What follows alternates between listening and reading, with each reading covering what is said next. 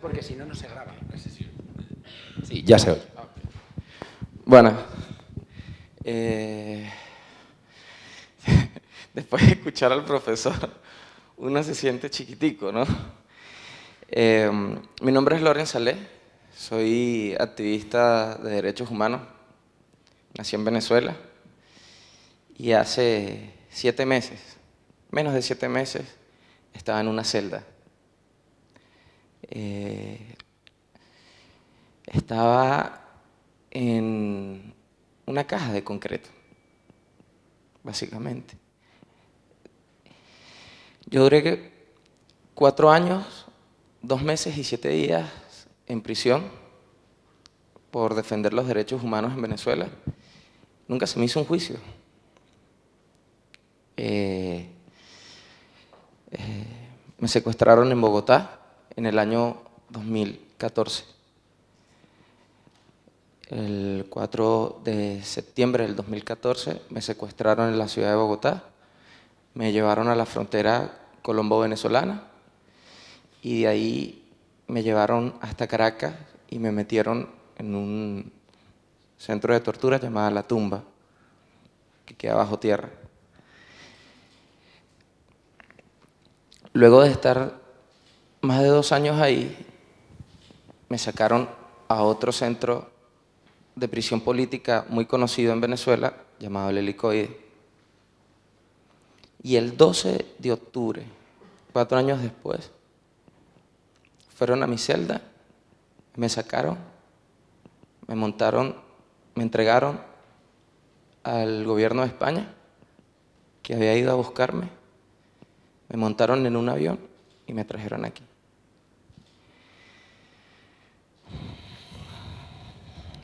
Yo tengo 30 años y en mi país hay una dictadura que lleva 20. Es decir, poco pude conocer la democracia. No sé qué es el respeto a los derechos humanos en mi país. Nuestra generación, mi generación, no supo lo que era la democracia, no supo lo que era la libertad. Se nos negó vivir en democracia. Y nos tocó cargar esa cruz. Nosotros nunca votamos por un militar, nosotros nunca votamos por Chávez, pero nos tocó vivirlo. ¿Qué pasó? ¿Cómo un país como Venezuela, que recibía a los europeos que huían, que recibió a miles y miles de españoles que vivían en dictadura? ¿Qué pasó con un país como Venezuela, que tenía una de las mejores democracias de América, que luchó y promovió y apoyó directamente las luchas democráticas en América? ¿Qué pasó con ese país que tenía en la diplomacia la doctrina de Betancourt, que decía que el Estado venezolano no pacta, no negocia, no coopera con ninguna dictadura militar, ni de derecha ni de izquierda? ¿Qué pasó? ¿Cómo un país, como una nación rica, con las mayores reservas de oro y de minerales, de petróleo, de hidrocarburos, uno de los países que llegó a tener la mayor capacidad energética, con ríos, con tantos recursos, cómo hoy la gente se está muriendo de hambre? ¿Qué pasó? ¿Qué pasó? ¿En qué momento se les cayó de las manos el país a los ciudadanos venezolanos? Hay una frase que yo leí en el libro El Principito y siempre la repito y la seguiré repitiendo, porque aunque la leí de chiquito, no la había entendido hasta que estuve en prisión. ¿Alguien de aquí ha leído el libro El Principito? Ahí hay una frase que dice: lo esencial se hace invisible ante los ojos. ¿Qué es lo esencial? ¿Qué es lo importante? ¿Qué es eso primario que no podemos ver?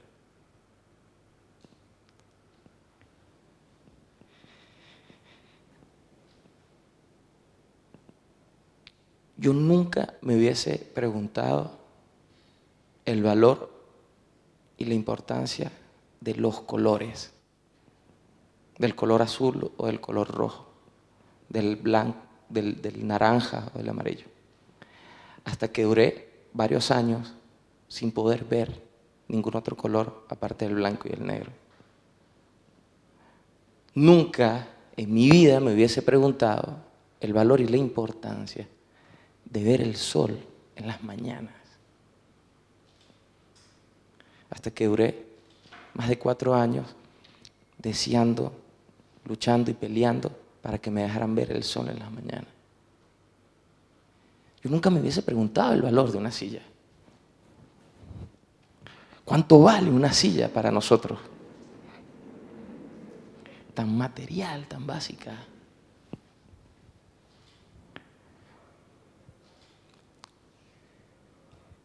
Somos los únicos que usamos sillas.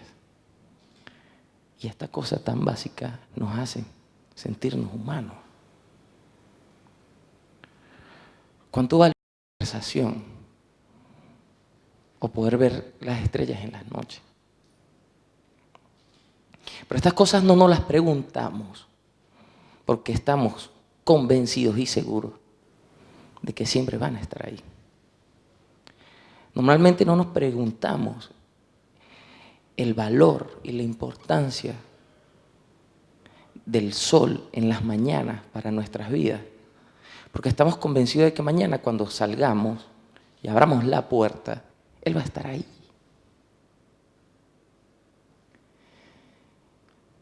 Nadie sabe lo que tiene hasta que lo pierde. Y cuando dejamos de contemplar, de ver, perdemos la oportunidad de conocer. Cuando no conocemos algo, difícilmente lo queremos. Cuando no queremos algo, cuando no lo valoramos, nos los quitan. Y cuando nos los quitan, difícil es recuperarlo.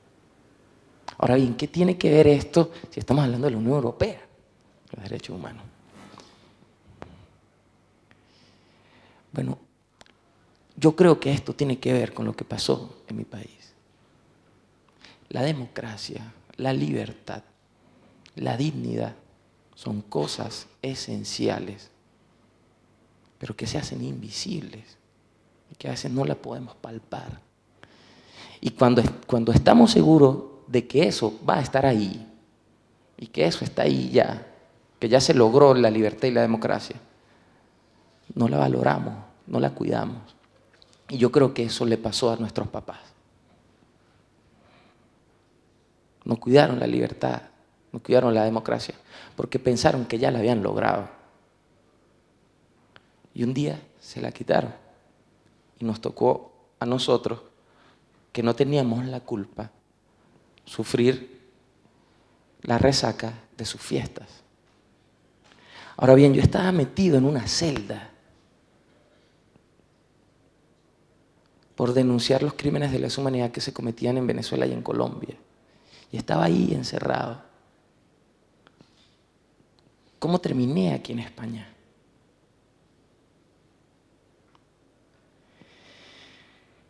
En el año 2017, la Unión Europea decidió conceder el premio Sájarov a la libertad de conciencia a nosotros los venezolanos que estábamos luchando por la libertad y la democracia. Y eso fue algo sumamente importante. Que Europa se parara firme y le dijera al mundo, y especialmente al régimen en Venezuela: hey, estamos con quienes defienden la libertad y los derechos humanos en Venezuela. Y estamos comprometidos con ellos. Eso logró que nosotros, que estábamos presos, saliéramos.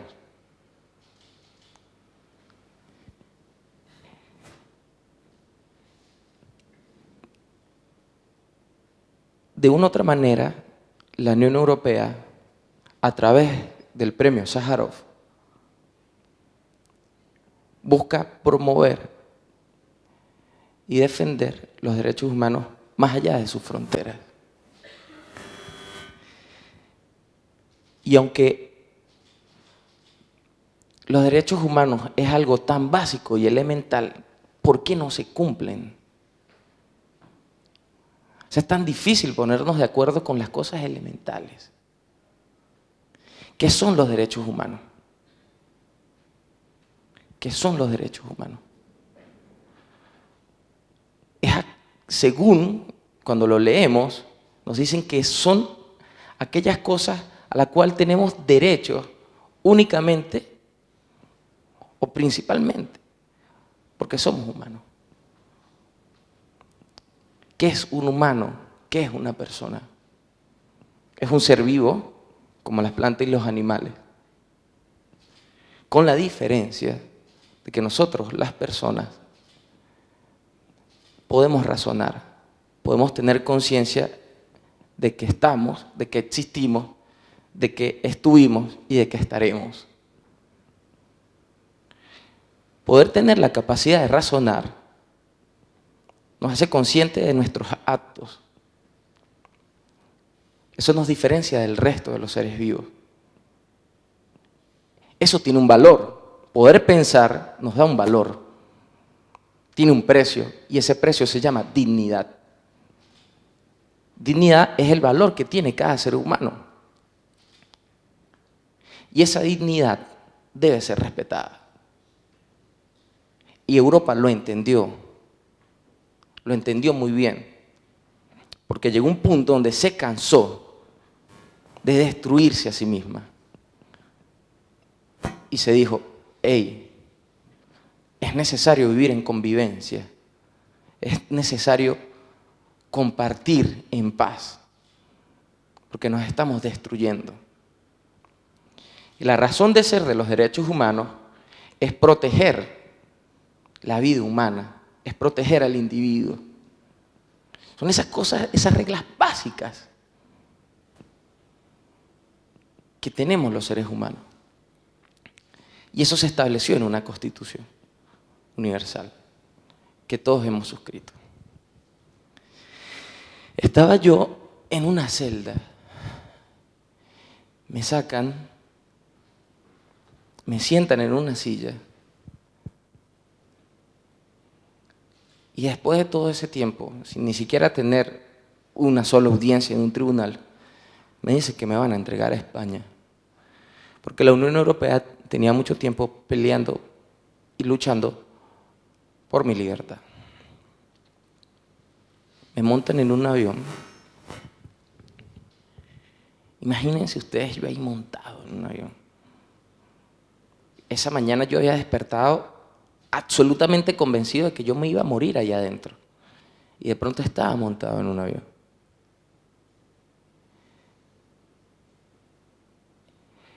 La Unión Europea acordó un paquete de medidas y sanciones en contra del régimen en Venezuela. Porque el régimen venezolano es un régimen violador de derechos humanos, que comete crímenes de lesa humanidad. Y la Unión Europea, frente a esto, en su compromiso de defender y promover los derechos humanos, acordó sancionar a los funcionarios responsables de esto. Y el régimen ha buscado la manera de zafarse de esas sanciones. Cuando yo estoy montado en ese avión, unos días después de que en Venezuela habían torturado y asesinado a un dirigente y lo habían lanzado por el piso 10, yo me preguntaba, ¿qué hago en este avión? ¿Por qué de repente, cuando menos los pensaban, me montaron en este avión y me entregaron a España? 2 más 2 son 4. En ese momento me entregan a España para buscar a través, como si fuera un trofeo, una mercancía entregada a un país, abogara por estos responsables de crímenes de lesa humanidad ante la Unión Europea para levantar las sanciones. A cambio de mi libertad, levantar las sanciones contra un régimen que asesina a gente inocente. Tenía 9 horas, que era lo que duraba el vuelo, para convencer al gobierno de España de que no levantara las sanciones en contra del régimen.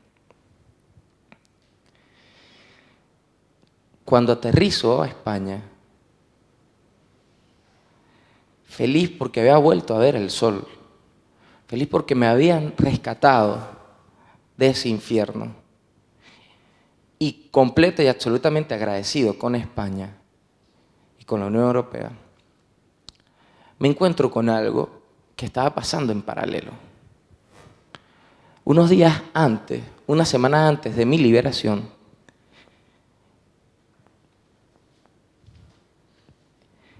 en un consulado picaron a un periodista. El periodista Khashoggi, que estaba investigando la corrupción en Arabia Saudita, fue picado. Picado. Imagínense que siendo periodista estás investigando un caso de corrupción y vas a un consulado de ese país y te pican y te desaparecen. Cuando yo llego, había una discusión en el Parlamento aquí, en España. Y en la discusión era si España debe seguir vendiéndole o no armas a Arabia Saudita. El país que me había ido a rescatar de una celda en Caracas, en una acción de defensa de los derechos humanos, por otro lado, estaba aprobando seguir vendiéndoles armas a Arabia Saudita, con las que no solo asesina a su propia gente, sino con la que asesina a la gente en Yemen.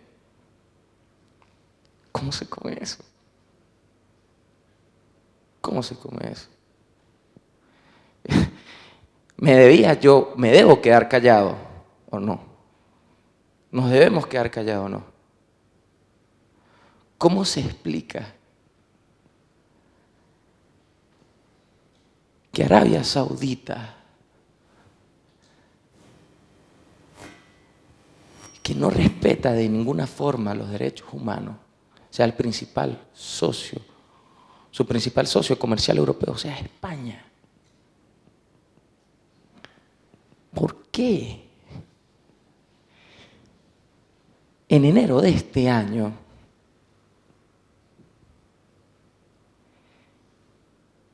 España le iba a entregar a Nicolás Maduro 30 tanques de guerra?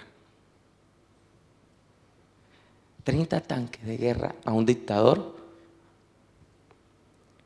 que está matando gente en Caracas y en toda Venezuela. ¿De verdad España le iba a entregar? Hay una Declaración Universal de los Derechos Humanos. Hay un Tratado Mundial de Comercio de Armas. Hay una Carta de Derechos Fundamentales de la Unión Europea, donde España y los países europeos han firmado y ratificado una y otra vez. Y el cual establece, palabras más, palabras menos, es que creemos en los derechos humanos, creemos en la libertad, en la democracia, creemos en la dignidad del hombre y la defenderemos dentro y fuera de nuestras fronteras. Y actuaremos en consecuencia. Entonces, si además de eso se han establecido sanciones como Comunidad Europea en contra de este régimen, porque el régimen venezolano viola los derechos humanos, asesina a la población civil y somete a la ciudadanía a un estado de terror, ¿verdad? ¿Cómo un país europeo le va a entregar 30, le va a repotenciar 30 tanques de guerra a este régimen, justamente ahorita, cuando la situación está más difícil y más delicada que nunca. Así arrancó este año. Cuando converso con el secretario de Estado, la respuesta del Estado español hoy era que, bueno, eso fue un convenio que se firmó antes de las sanciones, con el gobierno de Rajoy, que se supone es uno de nuestros mejores aliados, que era uno de nuestros mejores aliados. Y empezamos a movernos en el Parlamento Europeo a tratar de que se explicara cómo, si hay sanciones, se le sigue entregando armamento a estos regímenes.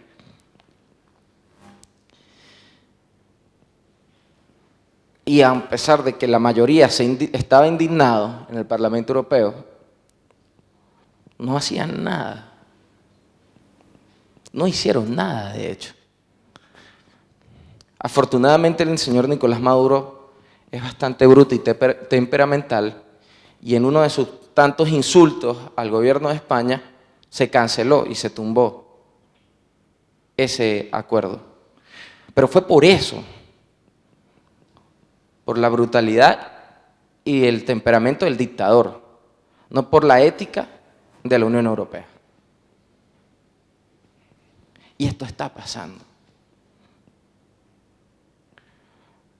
Por un lado, se defiende y se promueve los derechos humanos, pero por otro lado se le da las armas a los regímenes para que maten y someten y violen derechos humanos. En Egipto está pasando. Y estas son realidades incómodas que hay que confrontarlas como civilización. Estas son realidades vergonzosas que hay que asumirlas.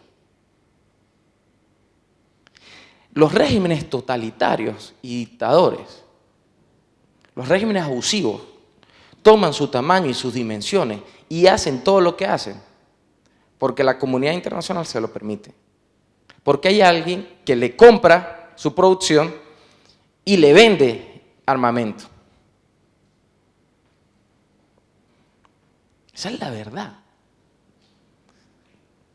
Y así como pasa en Arabia Saudita, pasó en Venezuela, y así pasa en Nicaragua, y así pasa en Cuba. No deberíamos avergonzarnos todos cuando escuchamos la palabra Cuba. Más de 50 años sometiendo a un pueblo. Y cuando nos montamos en un avión para ir a Italia, vemos en la pantallita la promoción del turismo a esta isla como si nada estuviera pasando ahí. ¿Cómo se come eso? Ahora bien,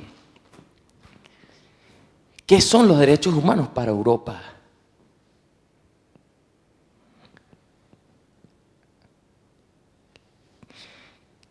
¿Qué fundamenta?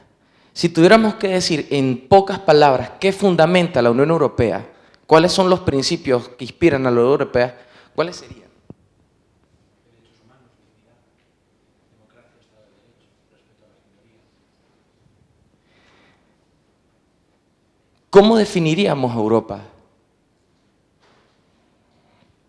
¿Cuál es la personalidad y cómo llegamos ahí? La Unión Europea se inspira en la libertad, en la justicia, en la igualdad y en la solidaridad. Y en base a eso ha establecido todo un marco jurídico y político para responder a esto. Pero no está pasando del todo. ¿Por qué ningún país europeo ha suscrito la solicitud de investigación contra los crímenes de lesa humanidad que se cometen en Venezuela, por ejemplo, en la Corte Penal Internacional? ¿Por qué todos los políticos hablan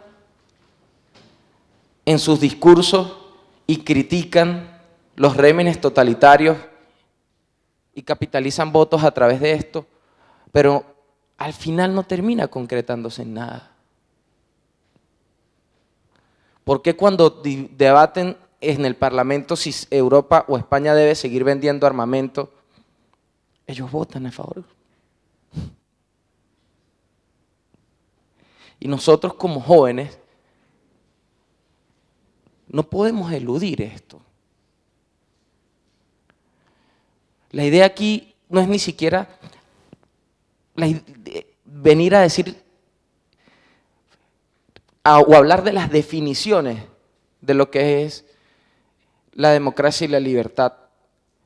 Es que nos preguntemos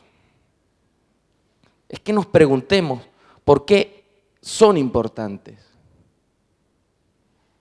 Si queremos seguir viviendo en guerras o queremos seguir viviendo o queremos vivir en paz y en tranquilidad. ¿Por qué decimos que la cultura occidental está amenazada? Lo que decía el profesor es verdad. A Estados Unidos le conviene que la Unión Europea esté fuerte y sólida o le conviene la división de Europa. ¿Qué le conviene a Rusia? ¿Qué le conviene a China? ¿Qué le conviene a esos gobiernos? ¿Y qué nos conviene a todos los ciudadanos? Porque lo que le conviene a los gobiernos no necesariamente es lo que le conviene a los ciudadanos. Yo lo que les pido a todos es que reflexionemos sobre estas cosas esenciales, que nos metamos en la discusión y en el debate, que revisemos qué está pasando alrededor de nosotros. Porque la gente que muere de hambre en África no son los niños de África, son los niños de todos. Los que asesinan en el este de Europa no son las personas del este de Europa, son las personas del mundo. Los que asesinan en Nicaragua no son las personas de Nicaragua, son las personas. Y los que asesinan en Yemen no son los yemeníes, son personas como nosotros, como todos. ¿Por qué hablamos del muro en México y no hablamos de las hojillas aquí?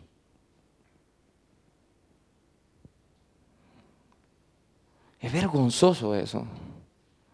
Es vergonzoso que se siga vendiendo armas a estos dictadores y tiranos. No es justo desde ningún punto de vista. Y nosotros debemos asumir esa realidad y nosotros debemos defender la cultura occidental que tanto progreso le ha dado a la humanidad. La Unión Europea ahorita tiene sus elecciones. Y la Unión Europea ha sido un ejercicio exitoso de política exterior. Y hoy, aunque creamos lo contrario, está más amenazada que nunca la Unión Europea, profundamente amenazada.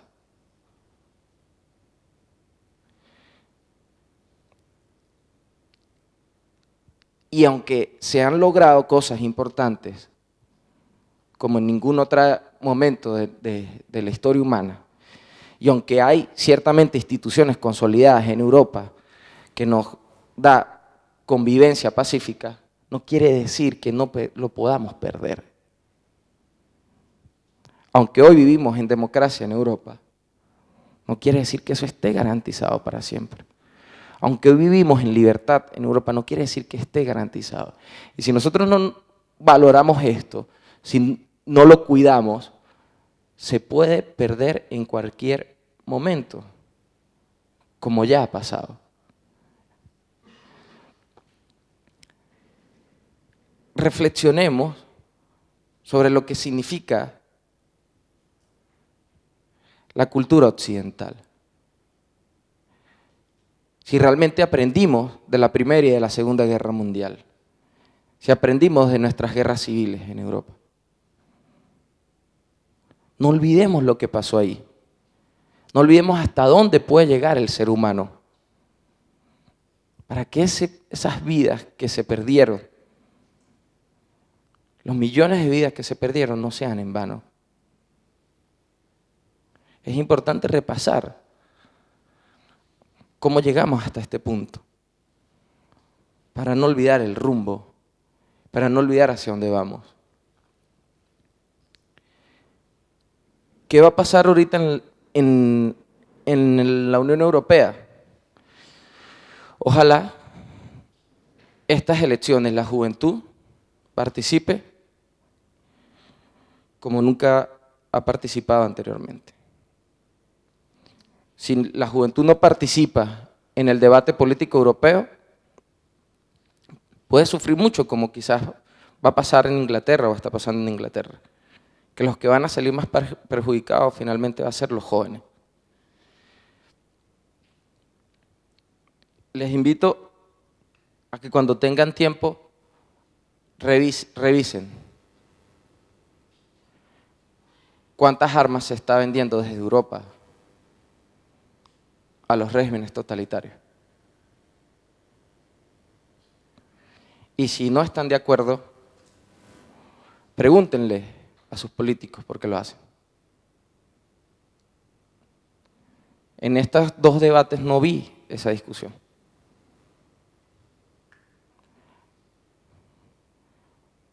¿Qué se está haciendo realmente para defender los derechos humanos?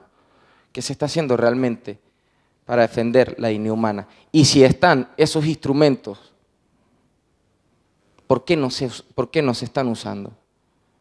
¿Por qué lo que está en papel no se está llevando a la práctica? Porque ya ni siquiera hay que inventar algo nuevo, ya todo está ahí, discutido, firmado, reafirmado. No hay que inventarlo. Pidámosle a los políticos que respondan a eso que se comprometieron. La mejor defensa de Europa es cumplir con los compromisos que ella misma ha asumido consigo. Europa no puede apoyar y financiar a esos regímenes que amenazan la propia Europa. Si un régimen no cree en la libertad, no cree en la democracia, no cree en la igualdad, no cree en la justicia, amenaza completamente la cultura occidental y la cultura europea.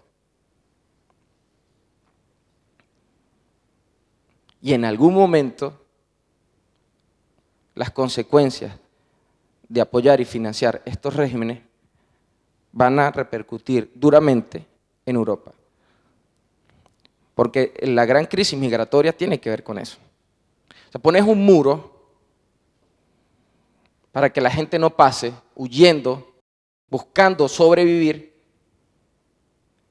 pero financias, comercias y bajo cuerda apoyas esos regímenes que causan esa desgracia que hace huir a las personas. La solución a la crisis migratoria no es poner muros ni hojillas en la frontera, es dejar de apoyar los regímenes que causan esas migraciones. Es un gran reto que tenemos como generación. Y debemos pensarnos como ciudadanos de Europa y no como unos ciudadanos de un país solamente.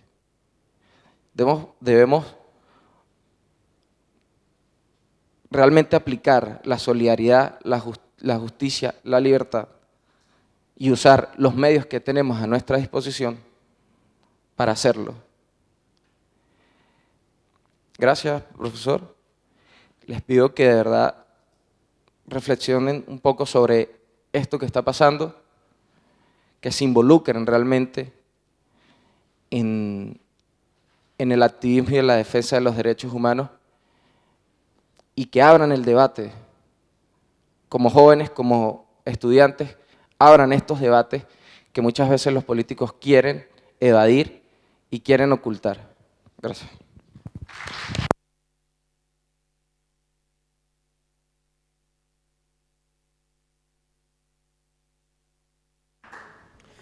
Muchísimas gracias, Loren, por tus palabras, porque realmente nos has mostrado verdades como puños, evidencias de que nuestra sociedad se encuentra en una grave crisis, una crisis de conciencia y de entendimiento, porque los propios pilares que sustentan y han construido y articulado una realidad como la de la Unión Europea, que uno de sus fundamentos son los derechos humanos, que tú bien defiendes, precisamente los estamos dejando de lado por el pragmatismo y los intereses de todo tipo. La política se subroga a los intereses en vez de dar soluciones, en vez de aportar una proyección humanista, vital y sobre todo progresista para la sociedad. Entonces dejamos de lado, pues eso, partes esenciales de nuestra cultura y de nuestro funcionamiento, de nuestra articulación para servir a intereses espurios. Pues tendremos luego posibilidad de hablar con otro profesor que aquí está en la sala, Jesús Conil, luego respecto a la ética, que también la has mencionado en tu presentación. Me gustaría realizarte una pregunta y antes de ceder la palabra a los jóvenes que tenemos en la sala. Los derechos humanos es una realidad que no es tangible, es inmaterial, pero que desde luego es un tesoro de toda la humanidad después de siglos y siglos de lucha, de, podríamos decir, millones de años de evolución, para que hoy tengamos, en este momento puntual de nuestra historia, de nuestra existencia, realmente un aparataje jurídico que protege lo más básico. Y yo te pregunto, ¿por qué dejamos de lado esos derechos humanos? ¿Por qué no los transmitimos a la sociedad? ¿Por qué hay hoy esa dejadez, esa pasividad por parte de muchos de los ciudadanos que ante estas cuestiones no se interesan, no se ven llamados a actuar a la causa militante, al activismo que tú, y ojalá hubiera muchos como tú, precisamente lo dejan de lado porque hay muchas realidades en la vida, como pueden ser las redes sociales, como pueden ser las cuestiones más mundanas, que nos mantienen atrapados en una burbuja y que nos alejan del interés de participar en ese debate político que exigiría participar y tomar parte de esta lucha en favor de los derechos humanos. ¿Por qué? ¿Cómo podemos hacer que esta generación o las próximas generaciones se sumen a este compromiso?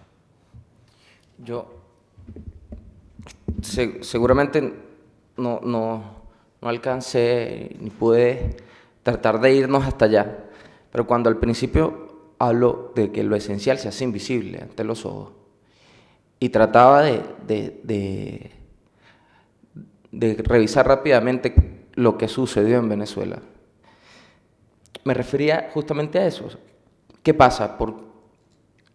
¿Por qué algo que se supone que es tan importante y tan esencial como los derechos humanos, es decir, la dignidad humana, nos cuesta respetarlo y llevarlo a la realidad? Y es porque, de una otra manera, cada vez nos alejamos de nosotros mismos. Cada vez nos apartamos más de nosotros como individuos. Yo creo que la clave justamente de Europa fue que centró al individuo, puso al individuo como centro de todo. Pero esto se nos olvida y empezamos a fijarnos y a poner la atención en otras cosas y cada vez menos en el propio individuo como sí. Cuando escuchamos la frase nadie sabe lo que tiene hasta que lo pierde, no es una frase inventada y ya, es que en realidad es así. En realidad es así. Y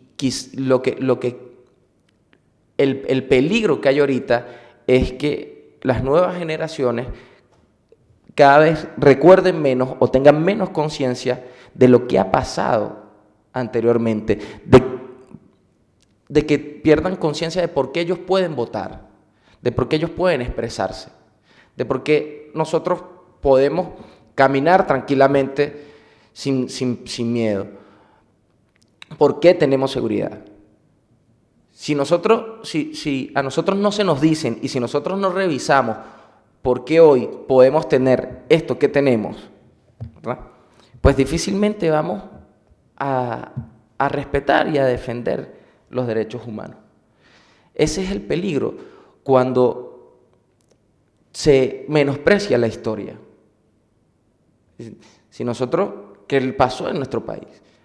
Nuestros padres vivieron en democracia, vivían en libertad, vivían en progreso, pero no se preguntaban ni nadie les recordaba cómo llegaron hasta ese punto. Y se dejaron seducir por el populismo, se dejaron seducir por las promesas de los militares y se dejaron quitar esas cosas esenciales como la libertad y la democracia. Y es un peligro en Europa esto. Cuando vemos el ascenso de opciones o de propuestas populistas que parecieran que nos quieren llevar al retroceso, bueno, yo creo que esto tiene que ver porque nos alejamos de eso, de la historia, nos alejamos de recordar cómo llegamos hasta aquí, hasta dónde hemos sido capaces de llegar. Y en ese sentido, la universidad tiene un papel fundamental como fuente del conocimiento, como fuente de pluralidad de estudio. Las universidades, si las universidades fallan, la sociedad cae y se autodestruye. Y estos debates, por eso digo, o sea, hay que abrir el debate, hay que discutir estas cosas, no dejarlo a un lado, verlas de frente. No sé si alguien que está aquí en el auditorio quiere plantear alguna pregunta a Loren Salé. ¿No hay preguntas? Vale, pues con esto, muchísimas gracias, Loren, por haber realmente venido hasta la Universidad Rey Juan Carlos, por haberte acercado a compartir con nosotros este espacio de la Europa ciudadana en un momento donde esa foto la tomé, la cogí porque veía que se está deshilachando esa Europa, porque la conciencia ciudadana está viendo que el proyecto falla, que no responde a realmente las demandas de las personas y que ha perdido el centro de lo que tú indicas. El centro es la persona, el ser humano, pues el centro se ha convertido el dinero, el centro se ha convertido el interés, las armas, se ha seducido por los poderes, por diversos intereses y no está en el centro al ser humano. Luego, ese proyecto humanista pierde el europeísmo y pierde adeptos y vuelven a resurgir los odios, los nacionalismos, el egoísmo, las identidades que subyacen a todo este proyecto empiezan otra vez a hervir y cuando lleguen al punto de cocción pues veremos cómo salta la olla, si no llega a saltar por los aires. Bueno, esperemos que la desmemoria no avance y podamos los jóvenes seguir progresando en paz, sobre todo en las 4 palabras que más has identificado: libertad, justicia, igualdad y solidaridad. Pues muchas gracias, Loren.